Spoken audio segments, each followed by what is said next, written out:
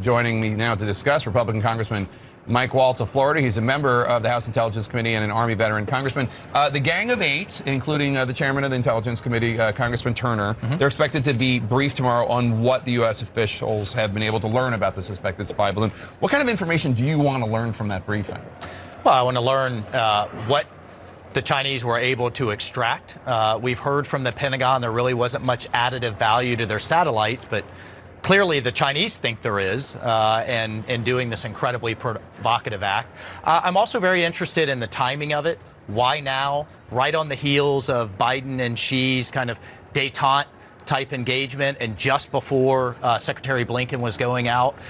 So, you know, sending it over the continental United States, which they did deliberately, that is very clear. It was incredibly provocative. I mean, it's kind of a middle finger, frankly, to our diplomacy. So what were they thinking and why, and what were their motivations, and what were they able to get and transmit back? And what do you make of the Chinese demanding the debris be returned to them, given that it's a bunch of garbage? I mean, that's just rich, right? I mean, we shot it down over our territorial waters. Now, I would argue we should have shot it down in the other ocean, in the Pacific Ocean, not the Atlantic Ocean. Before it entered U.S. airspace? Well, as it entered our nautical waters, clearly on a trajectory that we could see was entering U.S. airspace and Canadian airspace. So I also want to understand the decisions and why they were made to not take this out on the front end.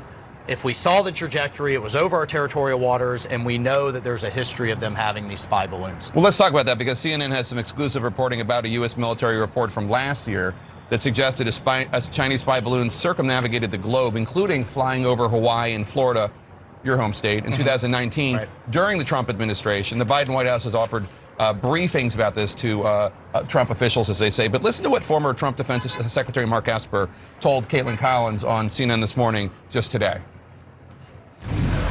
I haven't heard from them yet, but we'll see. Give them a few more days. What questions do you still have about this whole incident? Well, why didn't we detect it, right? That's question number one. So, and how? What are we doing to address it? So that's a big issue. How concerned are you about this intelligence gap and not knowing about this? Well, look, first let's talk for a second, though, about the kind of White House's messaging. I mean, when they first came out and said, no, this happened under Trump, too, the strong implication was, hey, quit beating us up for not taking stronger action. Neither did Trump or his officials. And it was only after a whole slew of very credible national security officials said, we didn't know about it. Now the story has changed, and saying, oh, well, it was undetected back then. There was no way they could have known about it. Fair. So, look, that's I mean, true. like, come on. I think there was some spin, got ahead of the facts from the Pentagon. That said, I mean, we still have a lot to learn. Could our sensors not detect it? Were they pointed in the wrong direction? Is it an altitude issue?